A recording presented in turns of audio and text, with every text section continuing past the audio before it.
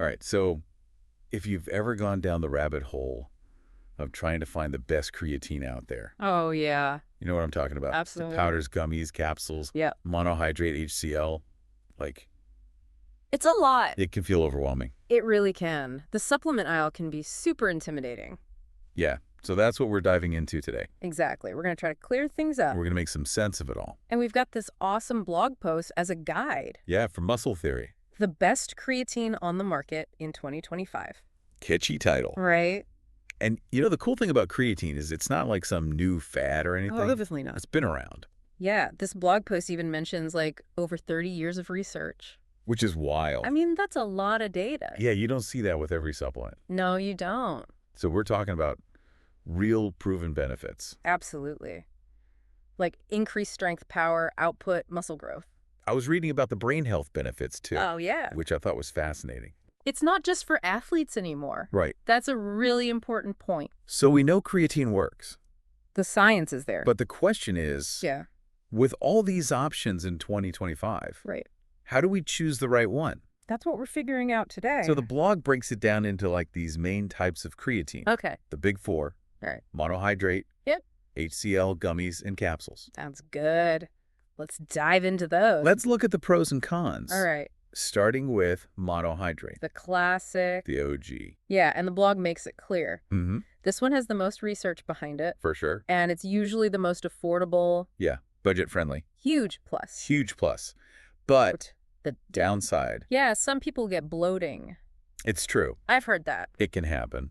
But even organizations like the NIH. The National Institutes of Health. Yeah, they acknowledge monohydrates like the top dog in the research world. Okay, so it's got the science. Big time. But maybe not the best for everyone's stomach. Yeah, that's fair. All right, so then we've got creatine HCO. Correct. What's the deal with that one? So the big selling point here is it's supposed to be gentler on your stomach. Ooh. Interesting. So if bloating's an issue with monohydrate, Yeah, HCl could be a good alternative. makes sense.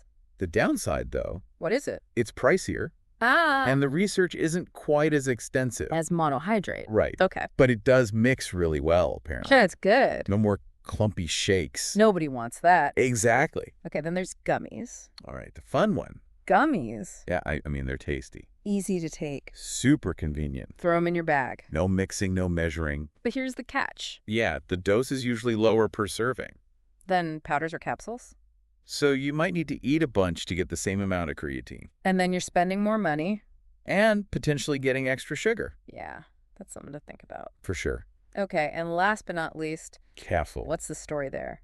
So they're tasteless. Which some people love. Big time. And super portable. Yeah, easy to travel with. The downside is they might absorb a little slower Than powders. because they have to dissolve. Right. But the blog specifically called out Optimum Nutrition's capsules Okay. for being ultra pure and banned substance tested. Oh, wow. So they're really high quality. Yeah, especially for athletes. Definitely. So it's cool to see all these different forms. Yeah, it's like they're catering to different lifestyles. Absolutely. But the blog does say monohydrate is still the king for most people Makes sense. because of the research and the price. Okay, so beyond just the types, Yeah. the blog actually gives recommendations Oh, nice. for different needs. I like that. Let's hear them. So best overall, Sure. Optimum Nutrition, micronized creatine monohydrate. Interesting. Dissolves, easily third-party tested, and affordable. So it's like the reliable choice? Exactly. And the micronized part. Yeah, what's that about? It just means the creatine particles are super tiny. Okay. So it mixes better Ah. and might be easier to absorb. That makes sense. Then there's best for sensitive stomachs. Okay, who's that for?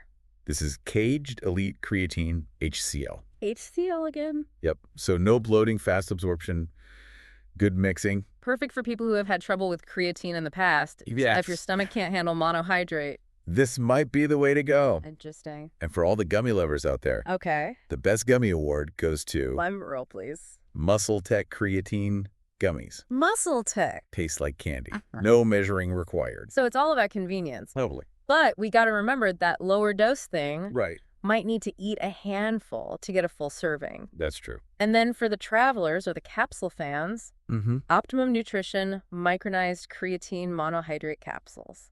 Back to Optimum Nutrition. So they're ultra pure, banned, substance tested, and travel friendly.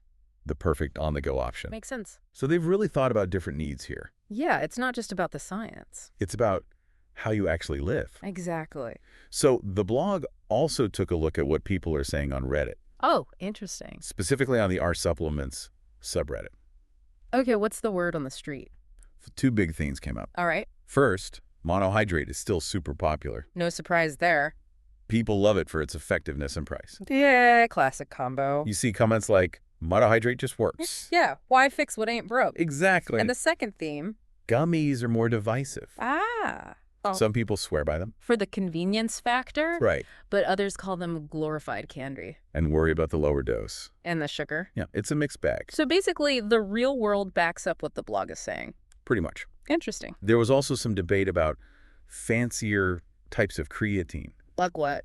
like buffered creatine. Okay. But the overall consensus was that for most people, monohydrate or HCl are the way to go, Stick to the basic. unless you have a very specific need. Right. The fancy stuff isn't worth the extra cost. Good to know. So we've covered the types, the recommendations, what people are saying. A lot of info. What are the key things to keep in mind when choosing? Okay, so the blog emphasizes a few factors. All right. Number one, purity. Makes sense. Especially with monohydrate, look for the Creapure label. Creapure. Yeah, it's like the gold standard. For quality. Exactly. So check the label. Yep. What else? Watch out for additives. Yeah. You don't want a bunch of extra sugars or fillers. Just pure creatine. As much as possible. And what about dosage? So most people recommend 3 to 5 grams per day. Okay.